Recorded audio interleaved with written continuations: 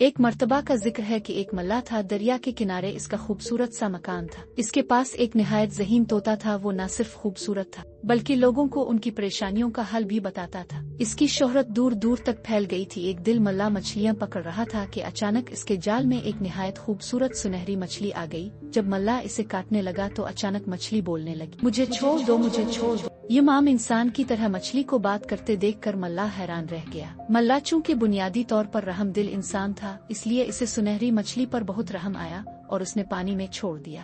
دیکھتے ہی دیکھتے مچھلی اچانک پری کی شکل میں تبدیل ہو گئی اور اس نے ملا کا شکریہ ادا کیا اور اسے بتایا کہ مجھے ایک جن نے اپنے جادو کے زور سے سنہری مچھلی بنا دیا تھا اور کہا تھا کہ تیری قسمت ہے، اگر کسی نے تجھے پکڑ لیا اور کاٹ کر کھا جائے یا چھوڑ دے۔ اچھا ہوا کہ میں ایک نیک انسان کے ہاتھ لگی، شاید کوئی اور ہوتا تو وہ مجھے کاٹ کر کھا جاتا۔ اگر میں زندگی میں تمہارے کسی کام آ سکوں تو مجھے یاد کر لینا، میں تمہاری مدد کروں گی۔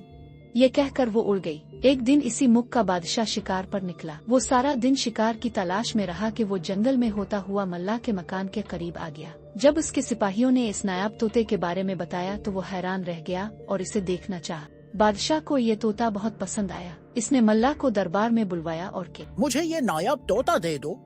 ملا بہت پریشان ہوا۔ اس نے عرض کیا کہ ادشاہ سلامت، میں اس طوطے کو اپنی جان سے بھی زیادہ عزیز رکھتا ہوں، میں یہ آپ کو کیسے دے سکتا ہوں؟ میں تمہیں ایک محل بنا کر دوں گا۔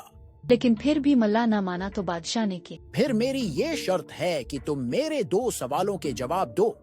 اگر تم میرے سوالوں کے جوابات نہ دے سکے تو پھر یہ طوطا میرا ہوا، اور اگر تم نے جواب دے دیے تو پھر نہ صرف میں طوطا تمہارے ہی پاس رہنے دوں گا بلکہ اتنی مال ودولت بھی دوں گا کہ تمہاری 7 نسلیں بہت عیش سے زندگی گزاریں گی۔ وہ 2 سوال کیا ہیں؟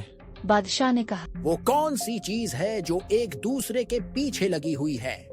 میرا دوسرا سوال یہ ہے، وہ کون سی 2 چیزیں ہیں جو پہلے 4 پھر 2 اور پھر 3 ہو جاتی ہیں؟ بادشاہ نے اسے 1 ہفتے کا وقت دیا۔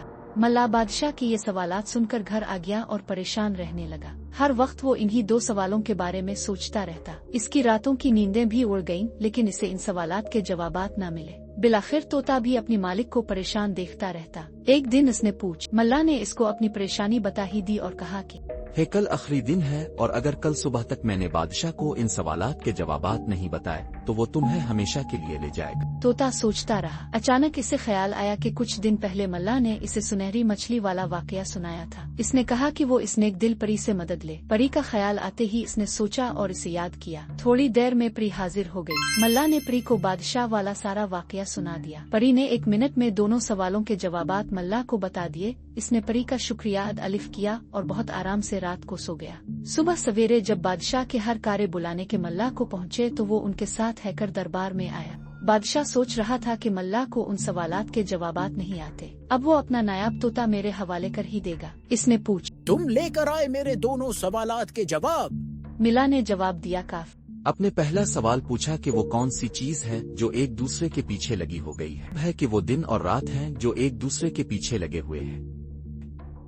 اپنے دوسرا سوال یہ پوچھا تھا کہ وہ کیا چیز ہے جو پہلے 4 پھر 2 اور پھر 3 ہو جاتی ہے، تو اس کا جواب ہے پہلے انسان جب چھوٹا سا بچہ ہوتا ہے تو 2 ہاتھ اور 2 پاؤں کے ساتھ چلتا ہے، یعنی 4 چیزوں سے چلتا ہے۔ پھر جب بڑا ہوتا ہے تو 2 ٹانگوں سے چلتا ہے، اور جب بوڑھا ہو جاتا ہے تو 2 ٹانگوں اور ایک بیساکھی یعنی 3 چیزوں سے چلتا ہے۔ بادشاہ ملا کا یہ جواب سن کر حیران رہ گیا۔ جب اس نے پوچھا کہ تمہیں ان سوالوں کے جواب کس نے بتائے؟